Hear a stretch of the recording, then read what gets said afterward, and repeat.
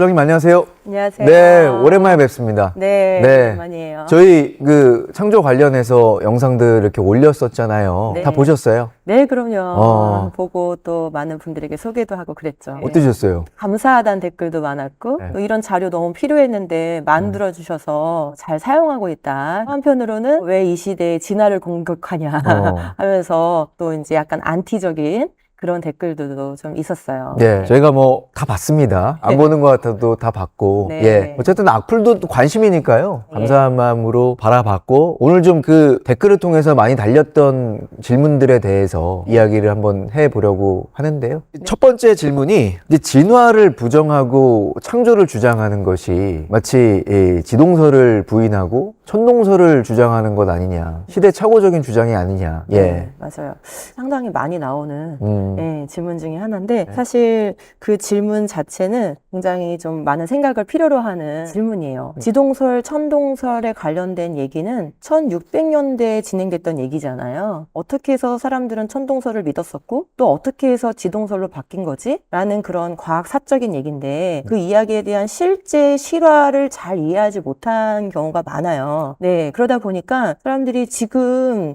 진화를 부정하고 창조를 주장하면 마치 갈릴레오 재판이 재현되는 거나 같은 거예요. 이런 식으로 해서 창조를 주장하는 사람들을 위축하게 만드는 약간의 그런 프레임인데 우리 흔히 이제 천동설은 교회가 막 고집하던 입장이라고 들어왔어요. 맞아요. 그리고 성경을 믿기 위해서 교황이나 사제나 신학자들이 천동설을 끝까지 지키려고 고수하려고 했던 것처럼 알고 있기도 합니다. 그런데 천동설을 수용하게 된 배경은 사실 성경 때문이 아니에요. 이 이야기를 거의 대부분의 사람들이 잘 모릅니다. 중세시대에 카톨릭 교회는 왜 천동설을 수용했었던 거냐면은 성경에서부터 그 원리를 추출해서가 아니라 그리스의 아리스토텔레스라고 아시죠? 알죠. 네, 아리스토텔레스는 인문학적인 그런 연구만 한 게 아니라 자연 철학도 상당히 많이 했던 철학자예요. 그래서 이분이 바로 천동설적인 아이디어를 가지고 설명을 했고 또 그림을 그리고 했어요. 이런 이제 설명을 담은 책이 아랍권에 이렇게 소개가 됐고요. 또 아랍의 천문학자였던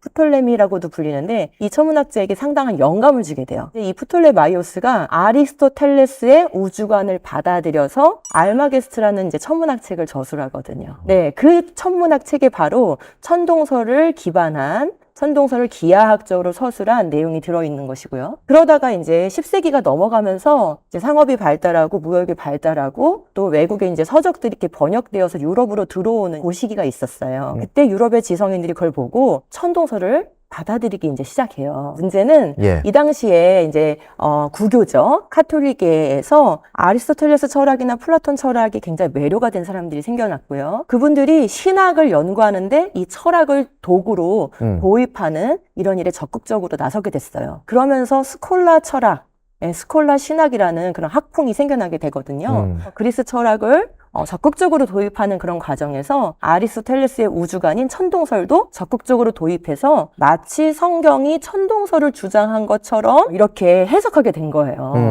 그러니까 이렇게 흐름이 잡히다 보니까 그때 당시에 배웠던 사람들, 가르침을 받은 사람들은 아, 성경적인 입장이 바로 천동설이구나 하고 잘못된 이해를 가지게 됐고 그런 신념체계를 가지게 됐죠. 그래서 이런 잘못된 신념체계로 말미암아 천동설을 포기하는 게 마치 성경에 대한 믿음을 포기하는 것이냐 이런 착각을 이제 일으키게 된 거예요.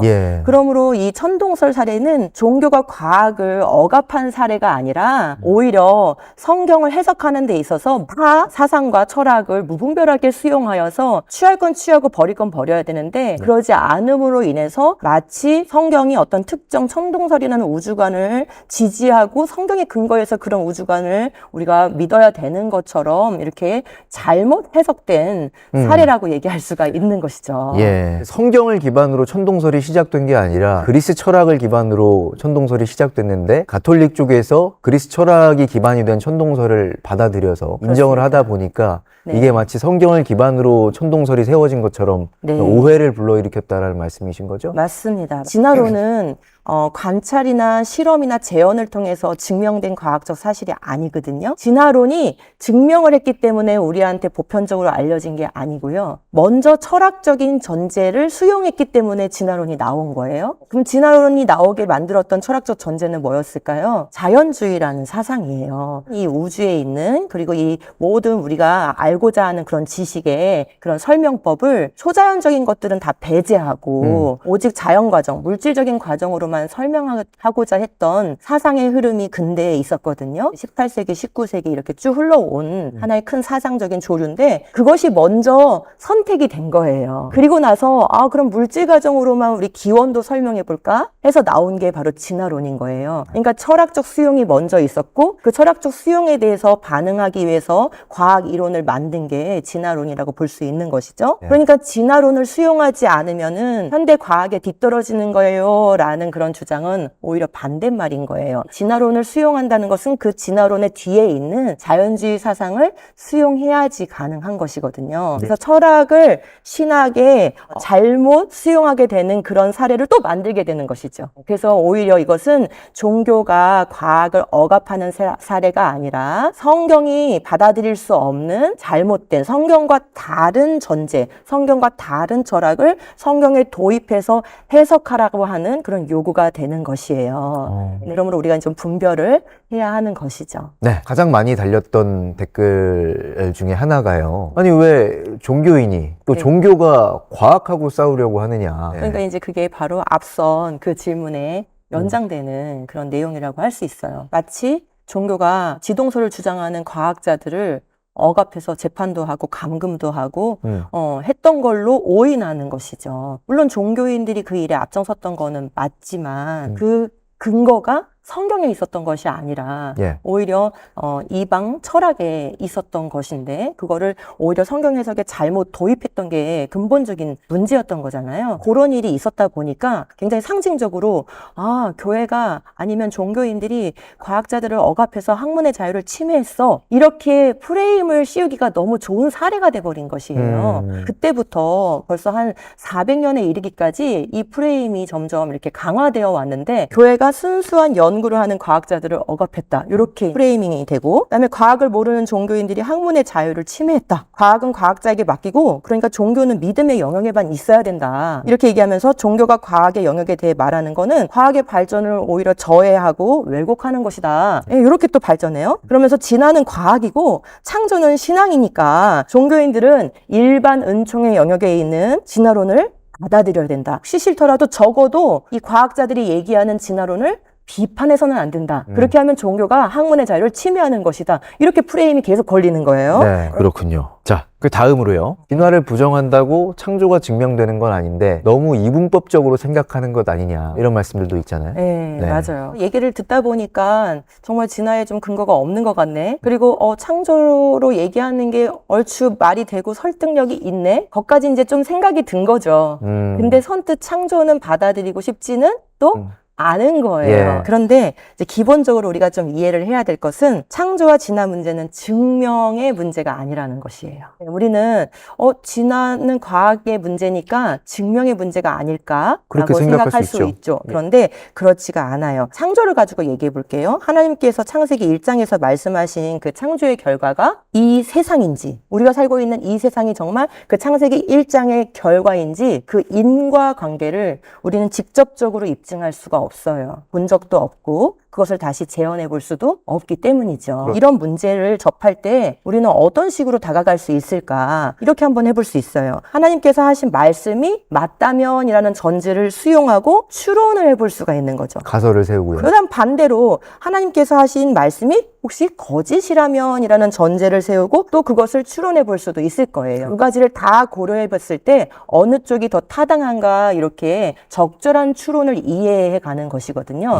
만약에 어떤 사람이 우리에게 지속적으로 나는 10년을 젊게 하는 약을 가지고 있어. 이렇게 한번 주장한다고 얘기를 해보죠. 그러면 이제 우리가 그 사람이 가지고 있는 모든 물건을 다 검사하면은 그 사람이 하는 말이 참인지 거짓인지 분간할 수 있을까요? 그게 생각보다 쉬운 일은 아니에요. 그 사람이 가지고 있는 그 약이 어떤 형태인지, 어떻게 개발했는지, 정말로 그 약을 쓰고 있는지 아닌지, 그 약에 대한 특정을 하기가 어렵죠. 그 다음에 또 그 약이 10년을 젊게 한다 했는데 그게 피부를 젊게 한다는 건지, 기억력을 좋게 한다는 건지, 체력을 좋게 한다는 건지, 그 효과와 효능에 대해서도 특정하기가 어렵죠. 추상적일 수 있죠. 그렇죠. 예. 그 다음에 그러면 10년을 젊게 한다 했을 때 그러면 10년 전과 지금을 비교할 수 있는 객관적 증거, 기준이 있어야 되는데 그 증거 틀을 마련하기도 쉽지가 않아요. 10년을 젊게 하는 약을 가지고 있었다라고 하는 말에 그 진위를 파악하는 데 있어서 물질적 과정만으로는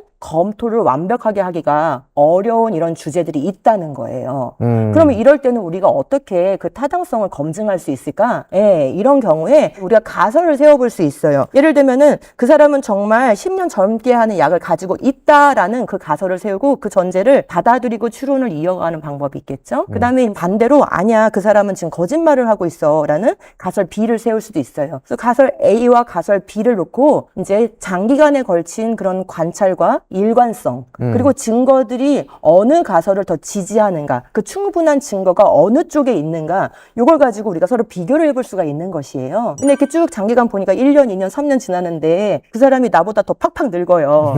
평균적인 그런 노화 속도를 가지고 있어요. 그러면 어떤 가설이 지지될까요? 가설 B. 그 사람은 거짓말하고 있다라는 B가 지지가 될 건데, 만약 장기간 이렇게 지켜보니까 이 사람이 정말 항상 생생하고 젊고, 그러면 정말 뭔가 가지고 있긴 한가 본데? 라고 하면서 그 사람 말이 좀 타당한 것 같은데? 라면서 가설 A에 뭔가 무게가 실리겠죠. 바로 요렇게 바로 그 정당성을 입증할 수가 없는, 즉 증명의 문제가 아닌 경우에 우리가 어떤 전제를 먼저 선택을 하고 추론을 통해서 타당성을 검증하는 이러한 이제 논리적인 방법, 이건 이제 과학계에서 먼 과거를 연구하는 분야에서는 굉장히 많이 쓰이는 방법이에요. 예. 가축법이라고 합니다. 가축법. 예. 과학 철학에서는 굉장히 입증된 그런 논의 방식이에요. 그러면 이걸 똑같이 적용해 볼 수 있겠죠. 한번 가설 A를 이렇게 세워볼까요? 하나님께서 생물을 5째 날 창조, 6째 날 종류대로 창조하셨다. 그 다음에 이제 그럼 가설 B는 아니야, 하나님은 지금 거짓말을 하고 있는 거야. 이렇게 세워볼 수도 있겠죠. 네. 그런데 우리가 인류 역사상에서 쭉 장기간의 그런 관찰을 한번 지켜볼까요? 고대에도 양은 양이었고 늑대는 늑대였어요. 그렇죠? 우리가 장기간에 걸친 관찰을 통해서 콩은 항상 콩이었고 팥은 항상 팥이라는 것을 다 모두가 알고 있어요. 네. 그러니까 A라는 생물에서 B라는 생물로 변해가는 과정을 우리가 봤다거나 혹은 조상으로부터 번식을 하는 그런 방법이 아닌 다른 방식으로 새로운 생물, 새로운 종류의 생물이 출현하는 것을 관찰하거나 목격했다거나 한 적이 없어요. 과거에도 양은 양이고 지금도 양은 양인 거예요. 네. 현대에서는 유전학이 발달했으니까 동물들의 그런 DNA 수준까지 우리가 연구를 할 수가 있어요. 그러면 생물들의 DNA를 조사했을 때 A라는 동물과 B라는 동물이 있을 때 이것이 어떤 진화의 관계인지 입증이 되려면은 유전적인 어떤 변화 패턴이 있어야 되거나 A에서 B로 바뀔 수 있는 메커니즘이 유전적으로 설명할 수가 있어야 돼요. 그런데 어떨까요? 지금 이제 유전학이 많이 발달했는데 양의 DNA는 양의 DNA이고 늑대의 DNA는 늑대의 DNA예요. 침팬지의 DNA는 침팬지의 DNA이고 인간의 DNA는 인간의 DNA예요. 이게 어떤 긴 시간을 준다고 해서 그 유전적 차이를 뛰어넘을 수 있느냐? 그러기에는 너무나 많은 차이를 가지고 있어요. 또 항상 C value라고 해서 각 종류별로 DNA를 갖고 있는데 그 각 종류의 DNA 양이 늘 유지가 돼요. 만약에 진화가 된다면 증가하거나 감소하거나 어떤 점진적 변화 패턴이 나타나야 되는 거예요. 근데 생물에게는 그런 흔적이 없어요. 즉 다시 말해서 과거에서부터 지금까지 우리의 관찰 결과는 뭐를 지지하나요? 종류가 지켜지고 유지되고 있다는 것, 종류가 보존되고 있다는 걸 지지하고 있고요. 현대 과학의 유전학적인 연구 방법으로 해서 DNA 수준까지, 분자 수준까지 내려간다 하더라도 생물의 종류끼리 어떤 연속된 그런 변화의 패턴을 보여주는 게 아니라 이 종류와 저 종류 사이에 연속되지 않는, 즉 불연속적인 유전적으로 뛰어넘을 수 없는 차이를 가지고 있다는 것을 보고 있는 것이에요. 그러면 그러면 이런 증거들을 다 종합해 보니까 종류대로 창조했다라는 말씀이 충분한 타당성을 갖는구나. 이렇게 우리가 판단을 할 수가 있게 되죠. 예. 자, 그럼 이건 이제 증명의 과정이 아니라 뭐냐면 하나님께서 종류대로 창조하셨다고 말씀하셨는데 증거들을 종합해 보고 일관성을 보고 관찰의 결과들을 종합해 보니까 그 말씀을 그대로 믿는 것이 충분히 근거가 있어. 충분히 그렇게 믿어도 타당해. 합리적이야. 라고 이 하나님의 말씀이 신실하다는 것을 설명하는 방법인 것이죠. 그러니까 증명이 아니라 설명하는 것이다. 네, 가축법을 통해서. 그렇죠. 예. 예. 그런데 그러면 진화를 부정하면 창조가 증명되냐? 또 반대로 창조가 증명되면 진화가 부정되냐? 이런 질문이 나올 수밖에 없는 이유는 뭐냐면 우연적 진화와 설계에 의한 계획에 의한 이 창조는 동시에 취할 수가 없는 개념인 거예요. 그러니까 지금 오랜 시간의 관찰과 또 현대의 우리의 또 여러 가지 과학적인 방법으로 추론을 해보니까 하나님의 말씀대로 종류로 창조됐다는 것이 타당해요. 이 타당성이 우리가 동의가 됐어요. 그러면 이제 저절로 무엇이 기각되냐면 점진적인 변화가 쌓이고 쌓여서 다른 생물로 변해갔다라고 하는 이 진화론은 근거가 부족하구나 해서 그걸 기각할 수 있는 것이 되는 것이죠. 같이 가져갈 수가 없기 때문에 우리가 이제 이런 먼 과거에 대한 문제라든지 직접 측정을 할 수가 없는 문제 이런 것들에 대해서 가축법이라는 이런 방법을 사용할 수 있는데 진화 창조 문제는 한쪽이 타당성을 더 얻으면 얻을수록 반대쪽은 상대적으로 타당성을 잃고 기각될 수밖에 없는 구조다라는 것을 이해할 필요가 있습니다. 그러니까 진화와 창조는 서로 협력할 수 있는 관계가 아니라 그쵸. 경쟁적인 관계에 경쟁적인 있다. 관계죠. 아니 그러면은 지금 2025년 현재까지 진화를 믿지 않는 과학자들이 있느냐? 특별히 세계적인 과학자들이 있느냐? 이런 질문들도 있었거든요. 우리가 흔히 듣지 못하니까 궁금할 수 있고 또 우리가 하는 얘기가 객관적인지 궁금하기 때문에 그런 질문 할 수 있다고 그럴 수 생각합니다. 있죠. 근데 실제로 진화를 반대하고 또 진화에 대해서 정교하게 비판하는 과학자들이 상당히 있습니다. 미국에 이제 디스커버리라는 연구소가 있어요. 홈페이지에 아예 이렇게 걸어놓은 게 있어요. 다인주의로부터 과학적 이견. 그러니까 즉 다인주의의 다인식의 그런 진화론에 대해서 반대하는 과학자들, 특히 박사 이상의 과학자들. 자격 조건이 있군요. 그런 사람들이 저는 반대합니다 하고 노골적으로 공개적으로 서명하실 분들은 서명하게 해놨는데 이미 1000명 넘게 서명이 되어 있어요. 이상만 1000명. 박사급 이상의. 예, 이분들이 그냥 뭐 대충 나는 싫어. 나는 그냥 기독교인이니까 진화가 싫어. 그렇게 생각하는 게 아니죠. 비기독교인들도 있을 거잖아요. 네, 있죠. 있어요. 과학자로서 과학자의 그런 양심과 그런 추론으로서 이거는 타당하지가 않다. 근거가 부족하다. 그리고 더 정교하게 이러이러한 연구를 해봤더니 지지하지 않는다. 또 이렇게 얘기하시는 분들도 그 안에 많이 포함되어 있는 것이에요. 그래서 제가 좀 대표적이신 과학자들을 몇 분 좀 소개를 하고 싶어요. 첫 번째로 그 라이스 대학이라는 텍사스에 있는 대학인데 화학 교수님으로 재직하고 계시는 제임스 투어라는 교수님이 있어요. 화학의 아주 전문가야. 시고요. 세계적인 명성이 있는 과학자인데 60일 동안 그런 어떤 도전 과제를 과학자들한테 제시한 적이 있어요. 생명이라는 이 기본 세포라는 걸 구성하기 위해서 꼭 필요한 그 세포 이전 단계의 물질들이 있어요. 뭐 쉽게 얘기하면 RNA, DNA 이런 것들이에요. 이런 것들이 어떻게 자연적으로 저절로 만들어질 수 있는지 그 화학적 가능성을 입증해봐라. 내가 지금까지 알고 있는 모든 화학 지식을 동원해도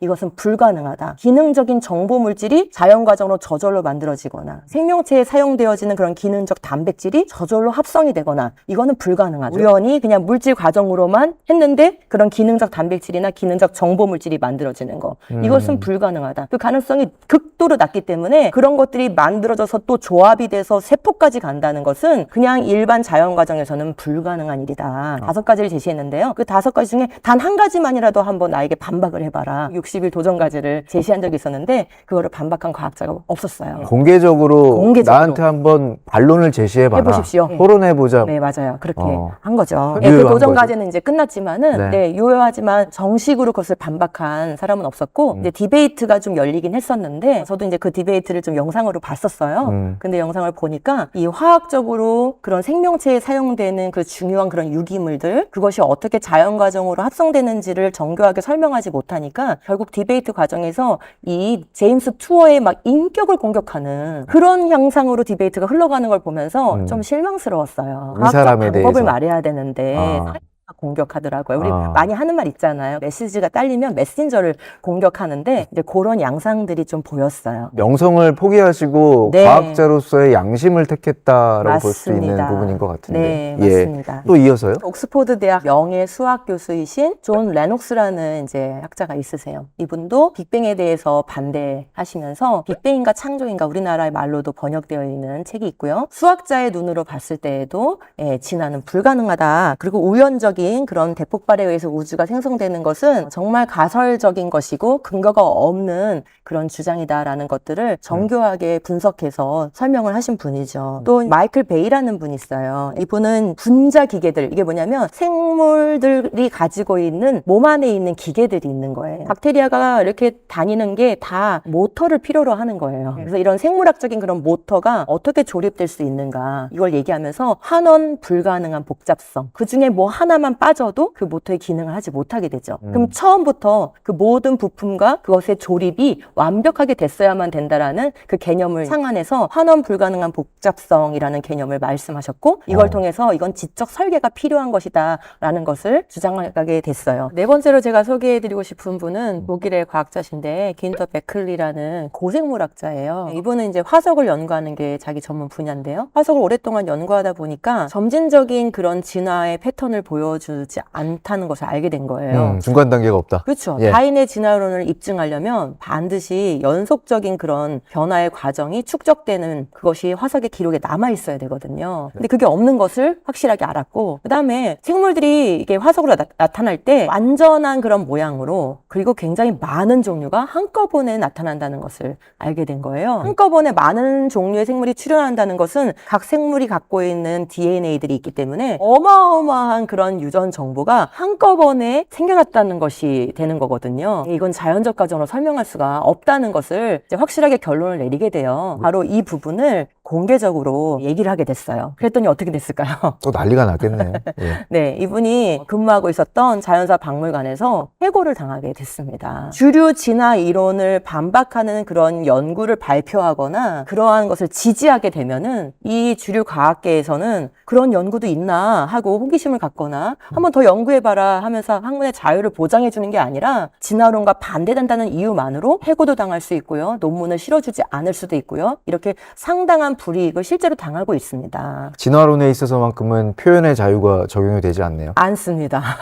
전혀 않습니다. 다섯 번째로 제가 또 소개해드리고 싶은 생물학자가 있는데 더글라스 X라는 과학자예요. 분자 생물학, DNA 이런 거 연구하신 분인데요. 이분이 무작위적으로 돌연변이를 일으켜서 우리 몸을 이루려면 단백질이 반드시 필요하거든요. 이 기능적 단백질이 만들어질 수 있는가를 실질적으로 실험을 했어요. 불가능하다는 결론이 나왔습니다. 요것을 이제 담은 책이 Undeniable이라고 해서 우리나라에도 이 책이 이제 번역돼서 Undeniable에 나와 있어요. 이와 같이 디스커버리 연구소에 공개적으로 이름을 올리고 저는 진화론을 반대합니다. 동의하지 않습니다. 라고 한 박사급 이상의 과학자들이 1000명이라고 하고 말씀드렸는데요. 예. 진화론에 맞지 않는 그런 연구 결과를 발표하면은 실질적으로 이렇게 불이익을 당하고 커리어에서 어떻게 보면 배제된다고 볼 수 있을 정도로 억압이 심한 이런 풍토를 봤을 때 예. 그냥 단순히 1000명이 아닌 거죠. 그 1000명은 수많은 말하지 못하고 있는, 표현하지 않는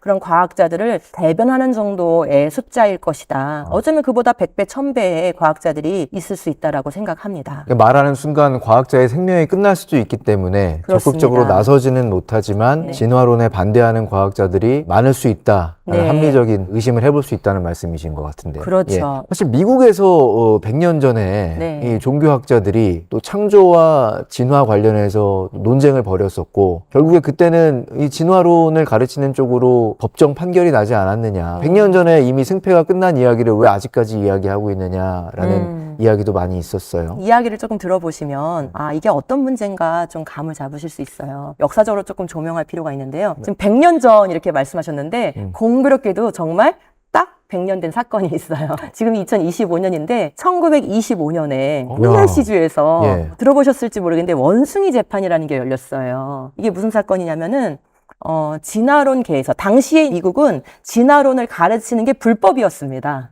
그럴 때가 있었군요. 네, 예. 그럴 때가 있었어요. 진화론 진영에서 어떻게든지 교육 안에 이 진화론을 넣어보고 싶은 거예요. 그래서 한 학교에 체육교사 기간제 교사로 스코프스라는 교사를 고용을 시키고요. 이 사람에게 진화론을 가르치도록 만들어요. 근데 그 이야기가 학부모들에게 들어갔지 않겠어요? 그러니까 이제 학부모들이 당신 그게 불법이니까 이상한 거 가르치는 교사가 있다 하면서 고발을 하게 되고 그게 재판까지 가게 돼서 이 재판 이름이 스코프스 재판이에요.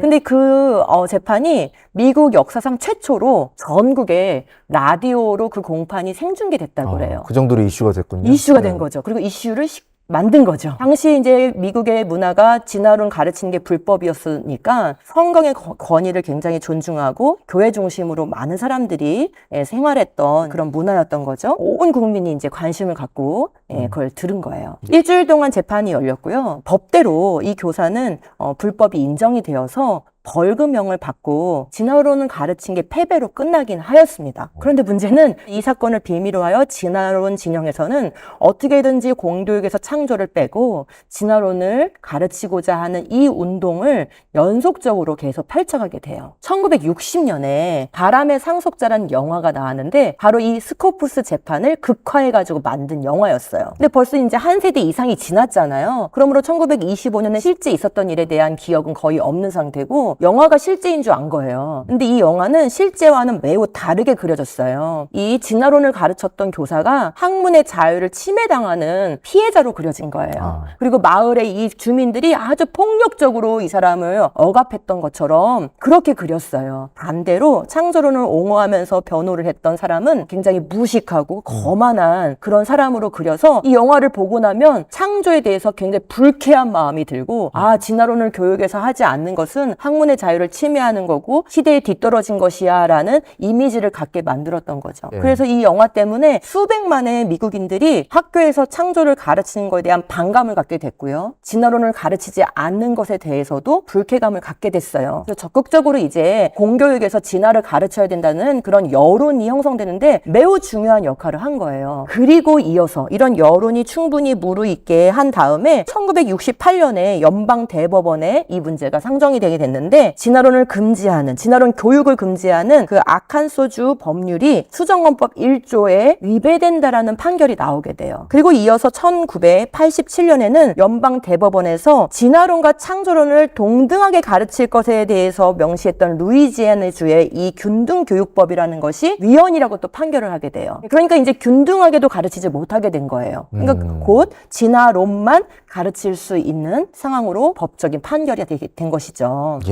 그럼 지금까지 이렇게 쭉 이렇게 살펴보면 표면적으로는 그 100년 전 스코프스 재판으로부터 그 긴 시간 동안 결국 진화론의 승리로 끝난 것으로 보입니다. 창조를 가르쳐야 한다는 그런 목소리, 진화론은 여전히 가설이고 과학적 사실이 아니라는 이러한 주장이 시대착오적인 것으로 보일 수도 있겠죠. 또 진화론을 신봉하는 사람들이라면 더더욱 그런 생각을 하고 계실 겁니다. 그러나 교육과 학문계를 장악해서 진화론이 우리 시대에 강력한 그런 패러다임을 형성한 건 맞지만은 명확히 검증된 근거를 제시해서 과학적 사실로 입증된 것이 아니라는 그런 상태는 여전히 동일합니다. 우주의 기원이나 생명의 기원이나 인간의 기원에 관련해서 그렇게 본질적인 핵심적인 그런 주장에 대해 충분한 증거로 타당성이 입증되지 않은 상태고 여전히 논란이 많은 그런 문제인 거예요. 만약에 진화론이 충분한 증거로 당당하다면 창조의 입장에서 또는 창조를 굳이 거론하지 않더라도 진화를 반대하는 그런 주제의 연구나 또는 그런 입장 표명하는 과학자들에 대해서 억압적인 자세를 취할 필요가 없죠. 근데 그걸 억압을 해야만 한다는 것이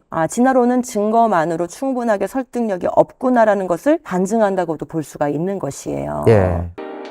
세상과 기독교를 바꾸는 시선 박세원의 Cross You